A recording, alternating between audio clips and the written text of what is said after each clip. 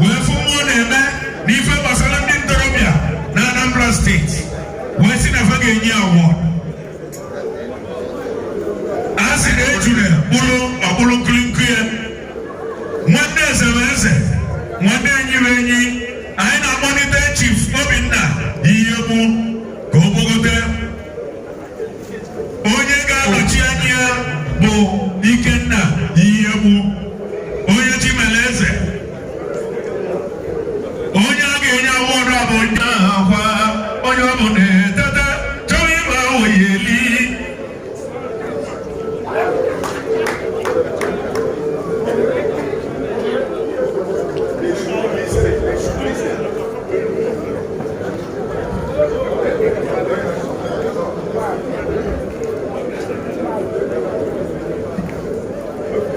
Ohaneze, biko onye akpọpụtara kịta ezigbote nwanne anyị nwoke na-eme ọgọ na-emesie ike. Oge gara aga ka ọ kpọpụta 300 youths wee kee ha 1 million. Emesikwa ndị enyi ya gụrụ akwụkwọ ọ dị ka onwe ka o si dị more than 50 1 million. Ụzọ otegota abịakwazịa n'ihe gbasara sekuriti. O so n'onye akpọrọ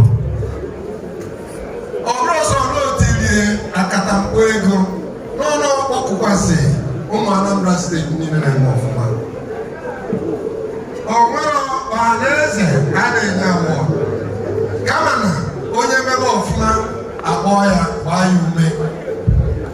Anyị wee na-asị nwanne anyị nwoke bụ Chief Obinna ihe egwu Obi Kubana, ọ ga-adịrị ya mma. Ndị Igbo kwe ya n'azụ, ndị Igbo na-ekenye ya. Tata ọ nọrọ ya, o wee zite obere nwanne ya nwoke, nnukwu nwanne ya nwoke.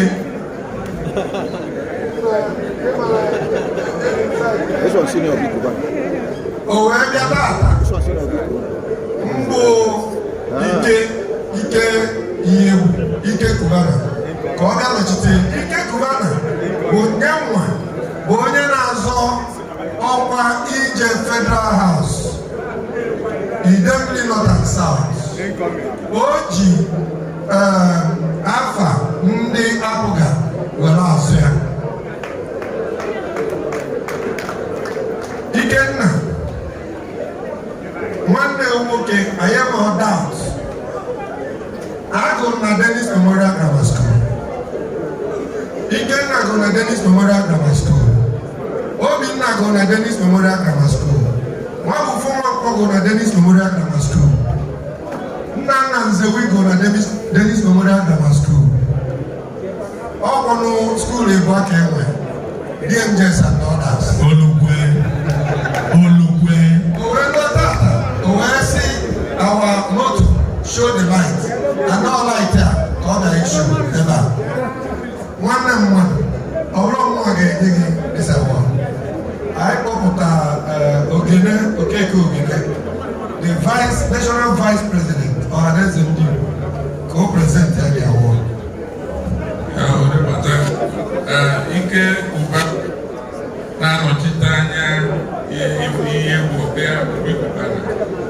like the president has said, this is my 26 years in Ohaneze, or 28 years.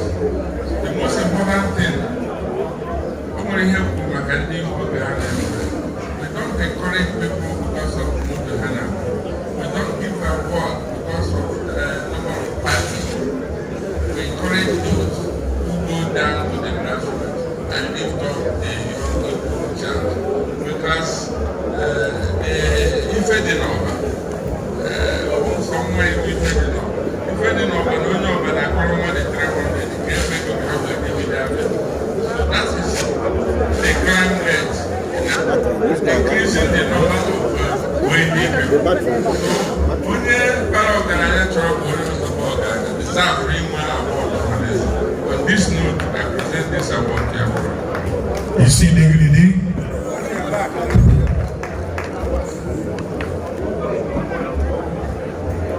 Okay.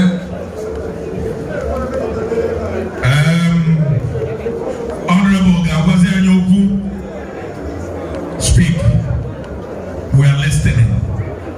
Igbo ekele m unu. Yeah. Ndị Igbo ekele m unu. Yeah. Afa m bụ Ikenna ihe egwu onye Chimeleze n'Ọba. Ike Kubana. Abụ onye Ọba. Abụ nwanne Obi Kubana ọkpata ozu na ndị Igbo. Ọ nọrọ nso nọ na Naịjirịa. Ewezi ka bịa wụtara ya awọdụ a. Awọdụ a na-enye bụ maka ezigbo ife emegolo emere n'ala ndị Igbo, emelụ ndị Anambra, emere na Naịjirịa. Ezinụlọ anyị bụ ndị fụrụ nwaanyị n'anya, fụ ndị Igbo n'anya makarịa. Ezinụlọ anyị bụ ndị akụrụ nọ ife ndị Igbo na-amasị anyị rinne. Anyị bụ Igbo n'obi rinne. Mụnwa na-anọchite anya ya n'ụbọchị tata bụ onye na-apụta ibe nọchite anya ndị dị North and South ije Abuja House of Reps under Apoga bụ ndị na-achị obodo anyị, bụ ndị nwere ọdịmma anyị n'anya, buru ihe n'obi, na-arụsi ọrụ ike. Na gọvanọ anyị kwụ n'azụ were aga ịrụ ọrụ na Anambra steeti bụ ezigbo mmadụ na-asọsọ okwu ike na ala. Obidogo ọrụ na-arụsi ike, most especially in the area of security and the area of infrastructural development. Anyị bịara ka anyị natabịa solie dozie ebe anyị, tinye aka rụọ ọrụ, kwado ụmụnne anyị, dozie ebe anyị, especially the North and South, ebe anyị si, and Anambra in general. Award for youth empowerment. Purified Nambueme, the Kubana family, the Yebo family. Jikaka make on MSCA, Obro Maka government, Obro Maka politics. I am making for a number of years where other infrastructural developments I made. Wopta Ife, H.O.A. Otawa, deservedly. Obro Maka. Eto ọzọ maka ihe ndị mere eme ka eji nye awọ na wee na-ekwu n'ụgbọ na ya ma relenti n'ife anyị na-alụ. Anyị jisi obi ike, kwụsị ike n'Igbo, kwụsị ike na Anambra steeti, kwụsị ike na North and South, wee na-agwa unu n'ọrụ ama mbe. All the youths will be touched. Anyị ga-emetụ aka n'ebe ndị youth niile nọ. Ndị anyị etre ndufa ndị a ga-enye ife ga-eji wee jọọ aga ife ga-eji wee jọọ ọrụ. So n'ikpeazụ ana m ekele unu rinne ndị Ohaneze ebe ọhụrụ a si pụta. Thank you for recognizing good work. Daalụ for ilebe anya fụ ezigbo ife a na-eme n'obodo, tụdo ya aka rụrụ ya mma. Ana m ekele unu ka Chineke gọzie ọrụ n'afa Jizọs. Amen. Ka anyị kpọlite Chris Azụbọgụ ozugbo. Ka anyị kpọlite Chris Azụbọgụ one time. Onema. Arụzọ n'oje house. Oje ejeti ihe. Anyị na-akpọ ya Mr. Project. Before anyị nyebe ihe a, anyị jem kpagharịrị ebe niile ọ na-represent wee dị shop.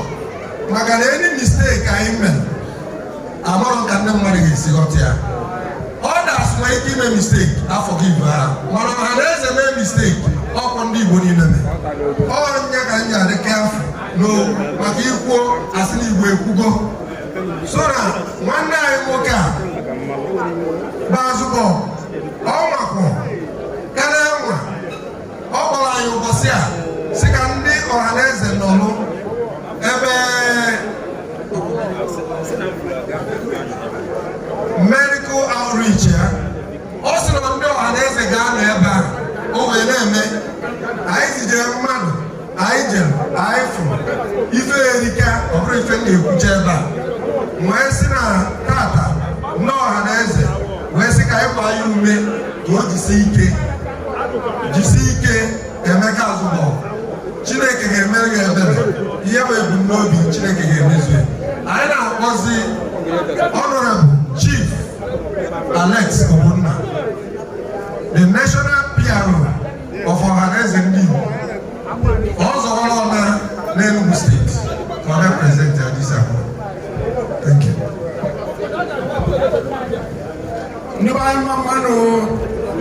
Ohaneze Kenemuno, Anambra State Kenemuno, Anamasipana, Adabana said the light of the nation.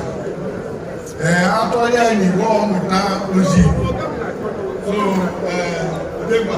President Anambra State Ohaneze Ndi Igbo Kenemuno, Anambra. Because most of the nation public secretary Ohaneze Ndi Igbo worldwide. I don't know about Ohaneze. I have a chief, I have a award very often. If I get an award, all the kingdom money can come and event. Say it's weekend. Yeah, I never die here for each. I have a photo and to walk. I have an iPhone. I can get Ohaneze. That is nice and also. They are really can get me. Next weekend, those okay, man. Never on the Tinaka, I can't choose one. Let it take up when you show me I got to take it on. Thank you. Was I get up? You can I get to Mama. I would not have to get so again. What I do know is women. Now I can go and the most on behalf of Ohaneze Ndi Igbo. The world is also Anambra State worldwide. Thank you very much. Congratulations.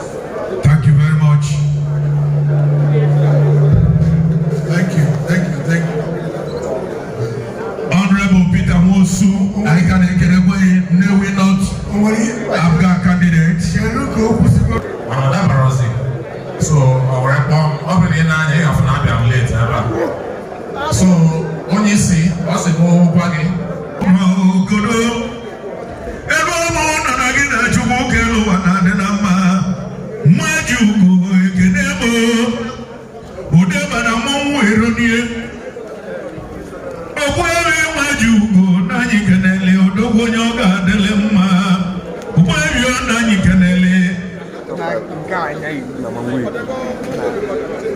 Thank you.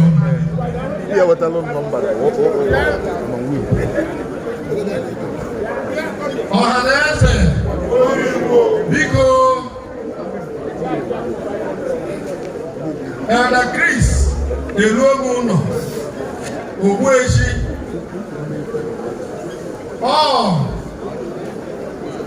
former National Vice President, Anambra State Association of Town Unions, former President General, Mkwele Zunaka, former President, Ohaneze Ndi Igbo Anambra State, former Financial Secretary, National Ohaneze Ndi Igbo, former Chief Press Secretary to Jimbo, Old Anambra State.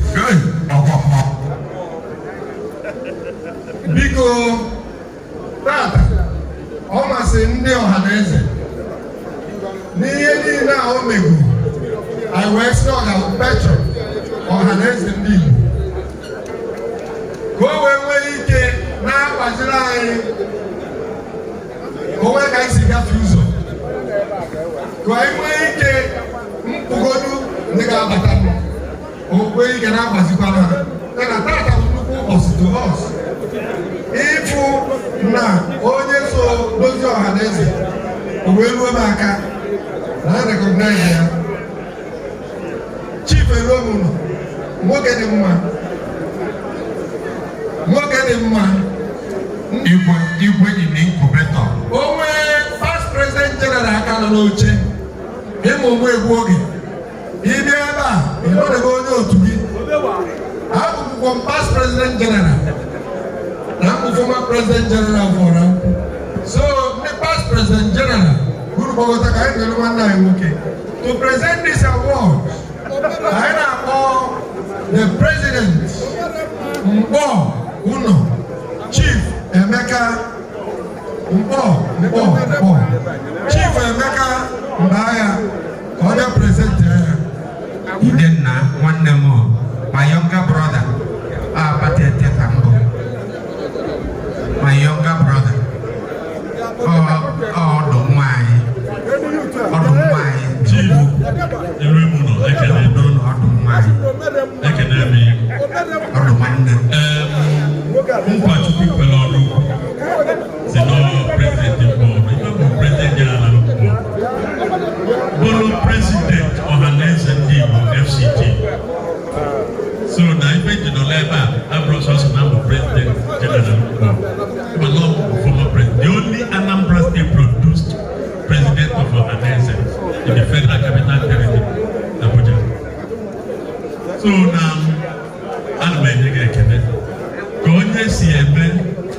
maka ya ka esi eme ka ekwesị afụ ya ọ maka niile eme ọfụma ọ maka n'ime ma ọfụma Ohaneze na-enye awọ the Western ga-eme gị awọ na-asị gị jide ka echi maka na onye asị na-ejide ka o ji gosi na ọ na-eme ọfụma.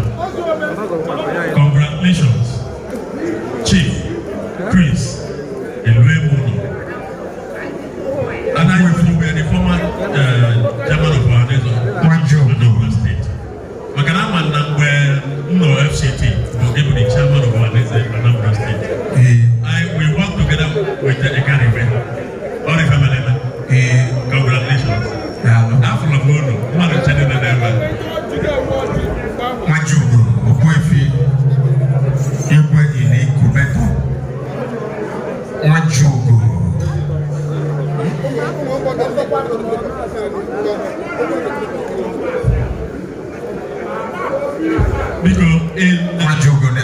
Because I presented this award. My national president emeritus, Afome, Amaneno there, the national PRO Ohaneze, current, EGWS support. Never. Oh my God. Oh never. Biko kewa bufo nwanne anyị nwoke bụ Chief Maxwell Uzochukwu anyị ji biza wee mara ya ọkwa Edengramite kwa ọgwụ Dangers and one good thing he passed through Dangers and Dangers passed through him.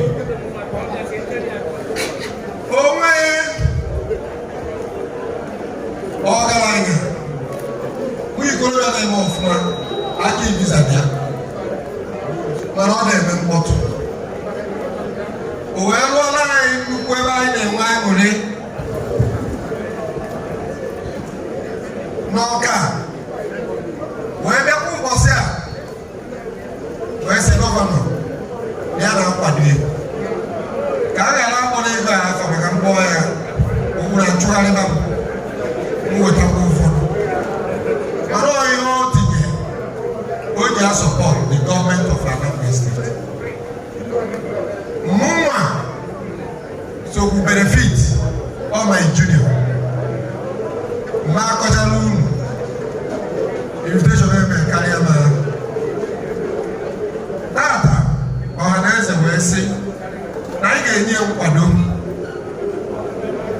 o nwere ihe ọnwa fọrọ ka ọ data o je US trying ihe niile o nwere ka ọ data mana ka o si na dị ka ihe asị wee bịa mkpa o wee site nwanne m nwoke wee sị ka ọ bịa ebe a nọchite anya ọ sị ekene ka a na-ebuje m ụba ọzọwa the national piano ị ga-agbarata ka inyere anyị nwanne anyị nwoke a ka enye nkwado gbaa ya ume ihe o bu n'obi for Ohaneze erika. Ohaneze na-achọ ịrụ ime obi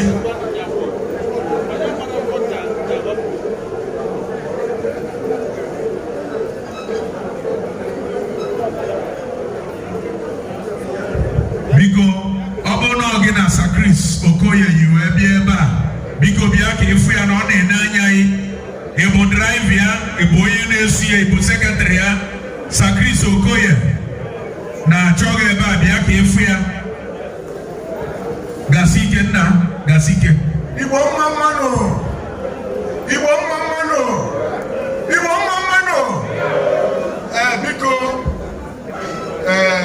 asị na gị eke iji na ihe onye ọ na-eme na ọ dị mma Ohaneze Ndị Igbo ekwukwokwu ya na-ekene anyị na-ekene Chief Maxwell Uzochukwu Ibiza taa maka ka o mebere eme mgbe gara aga onye asị na ọ ga-adị mma ka gbere aja n'ukwu usoro ghara were ekene the president of Ohaneze Ndị Igbo Anambra State Mekodo Chief Obi na o nwere anya eji ahụ na-ahụkọta ndị a na-akwado obodo o nwere anya eji ahụ ụzọ maka na o nwere ndị abụọ bụ emecha ma ha mana o nwere anya na-achọpụta na ndị ahụ ndị na-eme mma wee na-asị ka eto ha Ohaneze Anambra ana m ekele unu.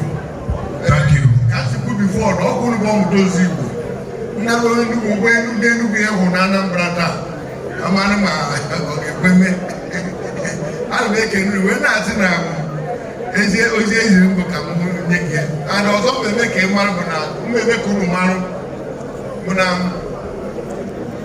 ihe na ndị na-enyere awọdụ taa ọ bụ olu na-ekwuru ndị Ohaneze Ndị Igbo m ga-eme ka ndị neshọnal marụ m ga-eme ka prọfesọ Obi ọzọ eziokwu na onwe na-anọchite mana ọ ga-ahụ ebe ndịnie na ndị abụrụ na-enwe ka obodo na-aga n'ihu mgbe a ga-eme m ga-ahụkwa ahụ unu na ya adịghị ọzọ anyị ga na-eme anyị ga na-echetakwa na-echetakwa ahụ anyị na-ekele gị ka e were wiri okwu ya na anyị biko iru esi a na anyị kelere ya.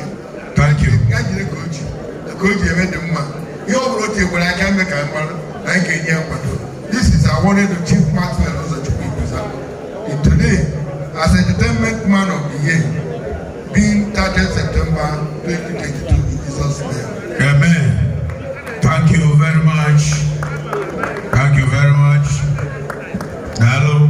Your microphone. Ohaneze is a microphone. Zianyosi. Go Zianyosi.